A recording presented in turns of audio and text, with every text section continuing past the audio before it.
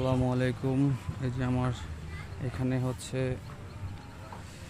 কাঁকরোলের দানা রোপণ করা, এখনো হয়নি গাছ। আর এখানে দেখা গেছে এই যে দেখুন ঢেঁড়স গাছ, এটাকে ঢেঁড়স গাছ, এই যে এটা লাগাইছি, একই সাথে দানাগুলো রোপণ করছি, হয়ে গেছে। তারপরে এই যে এই পাশে ঢেঁড়স গাছ দেখুন, এই ঢেঁড়স গাছ, এই মিষ্টি কুমড়ো গাছ এগুলো হয়েছে মশলা দিলে।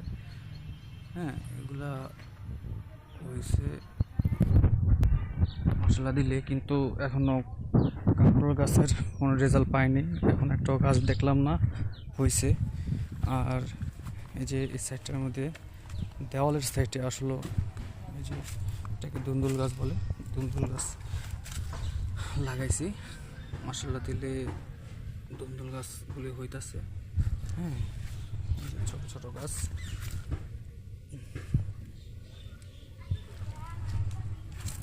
আমি আসলে এই সাইডটা অ্যাকচুয়ালি করতে চাইতেছি, এক পাশে ধুন্দুলের সিরিয়াল দিচ্ছি, কারণ এই সিরিয়ালটা আমি শুধু ধুন্দুল গাছের জন্য রাখবো। পাঁচমিশালি ফসল এখানে লাগাবো। এই যে জমিটা মশলা দিলে এখানে একটা জার হবে, এই জারটা শুধু ধুন্দুল গাছের জন্য। তারপরে এখানে একটা জার হবে, এটা হচ্ছে আরেকটা ইয়ের জন্য, কারণ মিষ্টি কুমড়ো গাছগুলি এগুলি আমি জমির মধ্যে ঝাঁকা না করেও দিলেও চলবে মিষ্টি কুমড়, কিন্তু আদার্স অন্য কিছু যেমন করলা, তারপরে ঝিঙ্গা, অন্য যেসব গাছগুলো আমি লাগাবো এগুলা সব সিরিয়ালে 5-6টা লাইন হবে।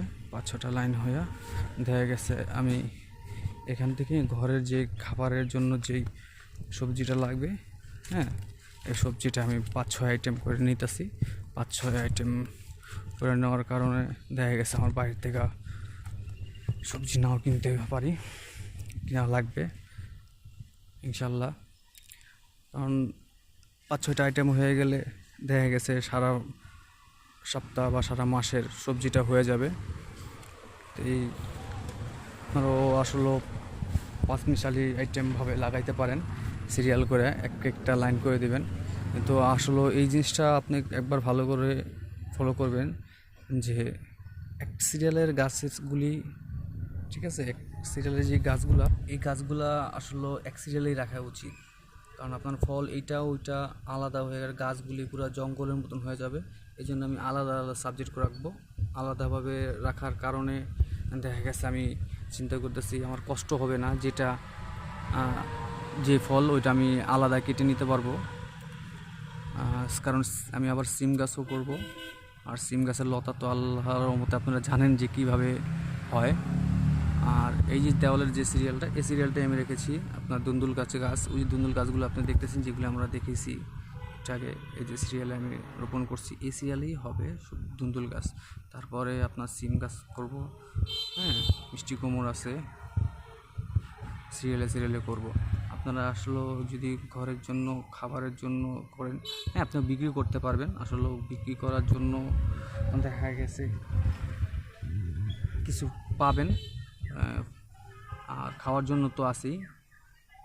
আপনি তারপরও যেই পরিমাণ বিক্রি করবেন, আসলে আপনার যে খরচ যেটা, ঠিক আছে, খরচটা আপনি উঠায় ফেলতে পারবেন বিক্রির টাকা দিয়ে। আর যেটা খাবেন এটা আপনার লাভ, সারা মাসে যে ফসলটা খাবেন ইনশাল্লাহ। আপনারা এইভাবে সবাই করবেন, কারণ এইভাবে করলেই 5-6 আইটেমের সবজি পাওয়া যাবে। এই সবজিতে দেখা গেছে ঘরের সব খাবার হয়ে যাবে। তো আশা করি সবাই আমার ভিডিওটা দেখবেন, আর আপনারা একটু শেয়ার করে দিবেন, কারণ অন্য ভাইরাও যেন এইভাবে করতে পারে নিজেদের খাবারের জন্য ছোট জমির মধ্যে। আর যারা বড় করে তাদের তো বড় হিসাব, কিন্তু আমি আসলে আমাদের খাবারের জন্য আমি করতেছি, তার জন্য আমি এইভাবে করতেছি। ধন্যবাদ, সবাই ভালো থাকবেন। আর আমার চ্যানেলটা একটু সাবস্ক্রাইব করে দিবেন, কারণ আমি পরবর্তীতে আপনারা আরও সুন্দর ভিডিও দেখতে পারি। আমার ভিডিওতে অনেক কিছু আছে, হাঁসের খামারের ভিডিও, মুরগির ভিডিও দিই নেই, আমার খামারের দিব। আসলে আমার খামার না, অ্যাকচুয়ালি দেখা গেছে আমার আন্টির খামার আছে, মুরগির খামার।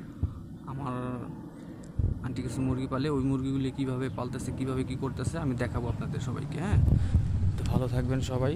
এই যে সামনে দেখুন বিশাল একটা পুকুর, পানির জন্য আমার টেনশন নেই। আমি যদি বালতিতে বা কলসে পানি টাইনা টেনে আনি, হ্যাঁ, দেখা গেছে আমি এইখান থেকে পানি নিয়ে খেতে দিতে পারবো জমিতে।